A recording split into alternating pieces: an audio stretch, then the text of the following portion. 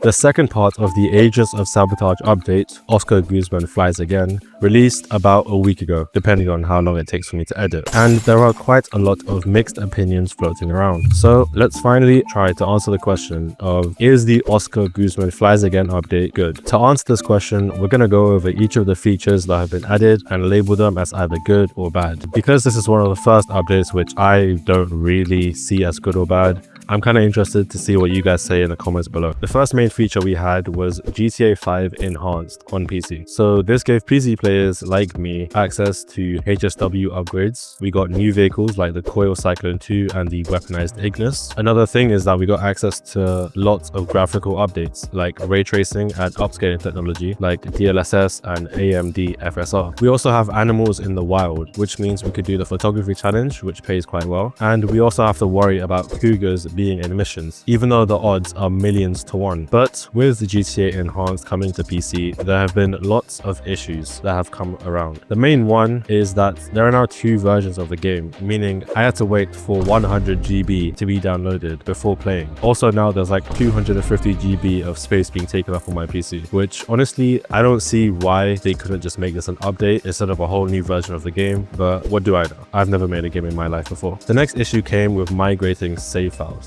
Luckily, this didn't happen to me because I played quite late, like after the update came out. But people who played like as soon as the update came out had issues migrating their normal GTA accounts to enhanced GTA. This was a huge issue for people because their saves were getting deleted, their accounts weren't compatible, and a whole lot of issues came up. The next thing was that the chat got removed, which isn't too much of a problem because you could just find a workaround. Like if you're playing with people that you know, you could talk on like 1,000 different apps. But then again, if you're trying to talk to people in your session, this is kind of a problem considering the only way to communicate now is through voice chat. So overall, this feature wasn't bad to me considering I didn't experience any of the issues except for the cougar. So I'm going to label this as a good feature. You guys tell me what you think in the comments below. Next up, we have the McKenzie Field Hangar. This costs $1.475 million and has no upgrades, just like the Garment Factory. And this is all you get for about $1.5 million. Just one cramped room. And I'm not sure if it was just me, but this really put me off. The fact that there was literally nothing here was quite a big turn off. So in this room, you could sleep on the bed, get snacks from here, and use the laptop. This laptop lets you start the Oscar Guzman Flies Again missions, which we'll get into later, and the request work from Oscar Guzman. So requesting work gives you a quick mission which pays about $30,000 to $40,000, making the Guzman missions the main way to make money. It also gives you 20 extra spaces in your actual hangar, which doesn't make too much sense. Like buying this gives you more space in a hangar across the map, but then again, there's a lot in GTA that doesn't make sense, so we'll move on. Overall, this is a bad feature because the hangar itself isn't all that, considering it's only good for the Guzman missions, which we're going to rank right now. This is a set of missions which is pretty similar to the Cluck and Bell Farm Raid, except you have to pay $1.5 million to start these missions, whereas the Cluck and Bell Farm Raid missions are completely free. The Guzman missions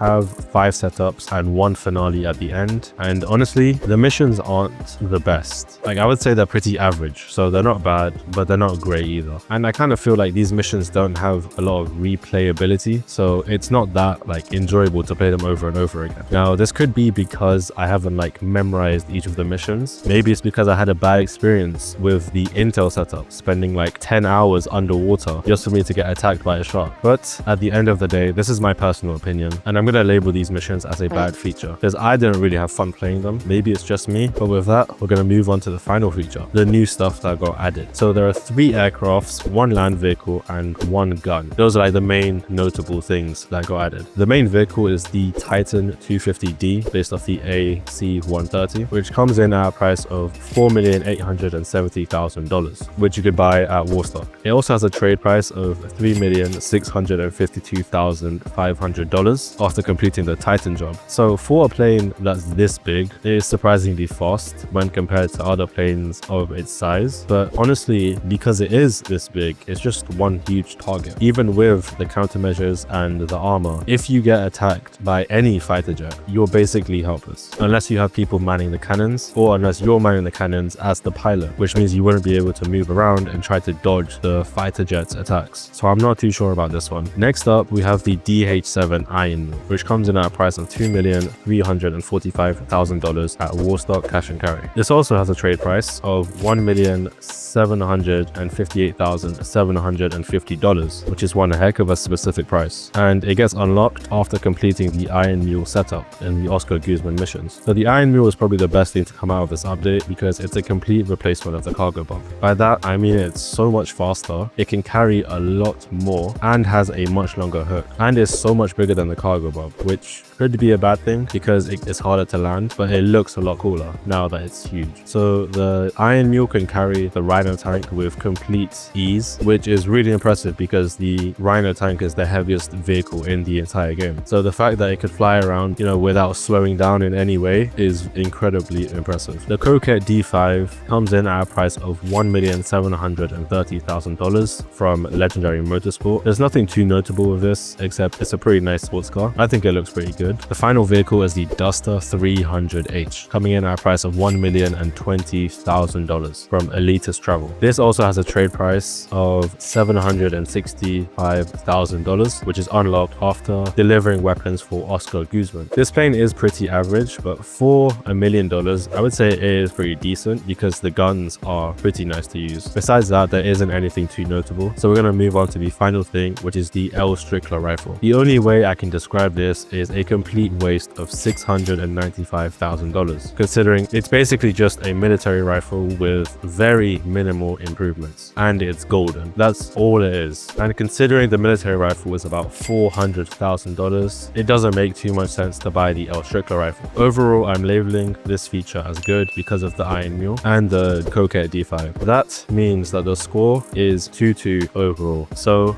I'll let you guys decide in the comments below. And with that, the list is over. I hope you enjoyed. I hope you learned something. And like always, like, subscribe, and I'll see you in the next one.